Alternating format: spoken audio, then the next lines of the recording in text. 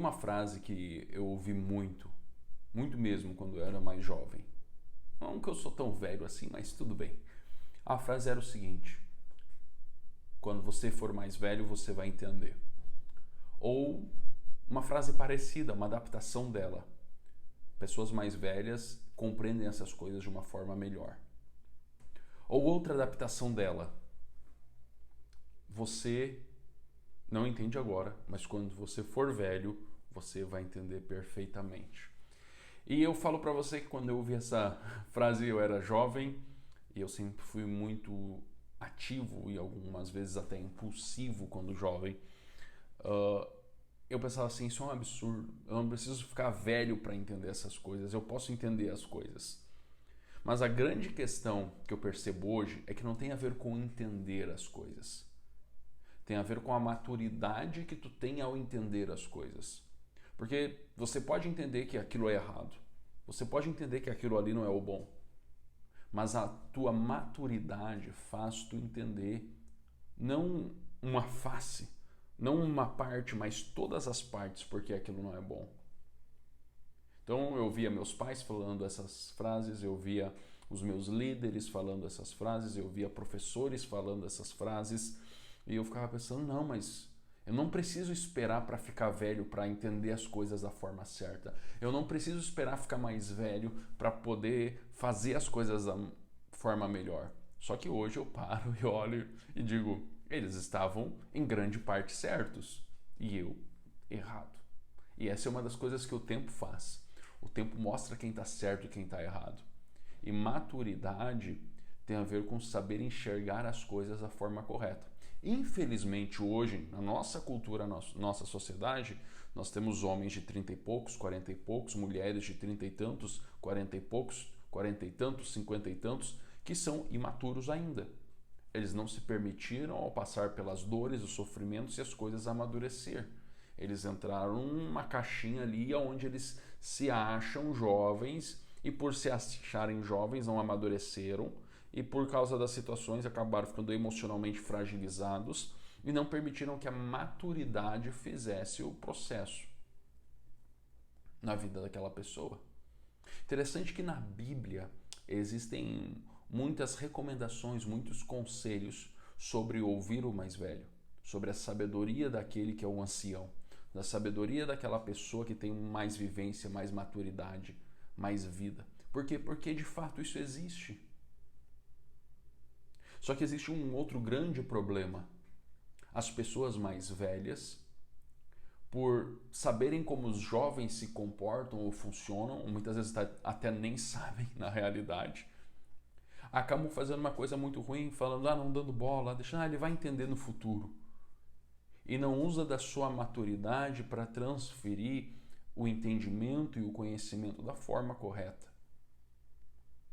Acabam as pessoas mais idosas, os anciãos, os mais maduros, descartando os jovens. E isso eu vejo que é um problema cíclico, todas as gerações passam por isso. E esse eu posso dizer que é um dos nossos grandes problemas na igreja. Os jovens, eles não querem ouvir os mais velhos. E os mais velhos falam assim, eu não vou desperdiçar minha energia com os mais novos. E o que isso gera? Isso gera um abismo. E esse abismo é prejudicial às pessoas, à comunidade, à igreja, à sociedade e aos vínculos. Porque nós vemos hoje os idosos se tornando solitários. E os jovens também. E as pessoas que estão nesse vão não sabem para onde olhar. Elas estão tentando se achar no meio da correria, da escuridão ou dos seus múltiplos afazeres. Então, o que eu penso sobre isso, eu acho que nós deveríamos não só pensar, mas agir, é que não importa a minha idade, se eu sou velho, meia idade ou jovem, eu preciso entender que existem pessoas com experiências, com vidas, com coisas maiores que podem auxiliar. Mas também não importa quão maduro eu sou, o quão velho eu sou, o quão ancião eu sou, eu preciso ter, da minha parte, sempre a disposição de ajudar os mais novos. Não como se fosse o especialista, não como se fosse o melhor, como se fosse dono da verdade, que esse é um dos grandes problemas. Mas sim como alguém que tem uma clareza maior, que tem uma lâmpada aqui essas gerações anteriores não têm. E eu fico pensando isso na vida da igreja, como a gente fomenta isso. E eu fico pensando na vida da sociedade, como a gente pode fomentar, fazer isso crescer, sair do campo das ideias e ir para o campo da ação. E uma das coisas que a gente pode fazer é criar roda de conversa dentro das famílias.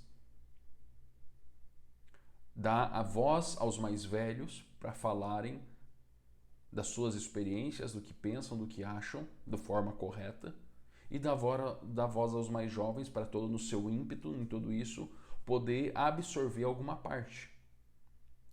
O grande problema, e mais uma vez eu repito isso, é a falta da comunicação, a comunicação fragilizada.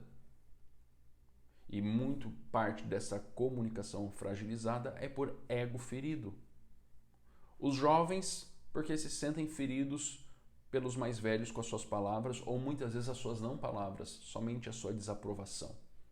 Os mais velhos se sentem ofendidos, desrespeitados, porque os jovens não ouvem eles. E esquecem que eles já foram jovens e que sabem que o jovem se comunica de uma forma diferente.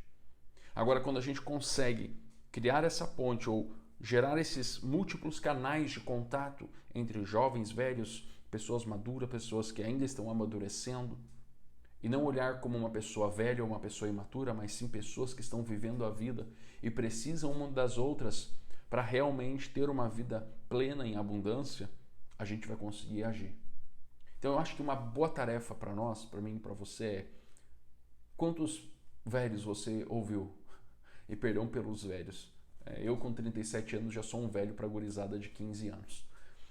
Eu lembro quando eu tinha 15 anos, falava que uma pessoa tinha perto de 40, eu pensava, meu Deus, essa pessoa é muito velha. E hoje eu sou esse. E daqui a alguns anos eu vou ser um velho de 60 anos, de 70, 80 anos. Mas eu quero vivenciar algo. Se algumas pessoas falam de sonho de futuro, esse é um sonho de futuro que eu tenho. Eu quero poder me conectar com pessoas, independente da idade, sabendo me comunicar com elas, para contribuir com aquilo que eu tenho e aprender com aquilo que eu ainda não tenho. Então, esse é o nosso, acho que o nosso suprassumo de tudo isso que eu falei aqui. Então, quero agradecer você até aqui. Se você tiver a oportunidade, faça isso. Almoce e jante com uma pessoa de idade, ou você que é mais velho, almoce e jante com uma pessoa mais nova. Dedique tempo. Isso faz bem para sua mente, para bem para sua alma e bem para o seu espírito. Tá bom? Deus abençoe você.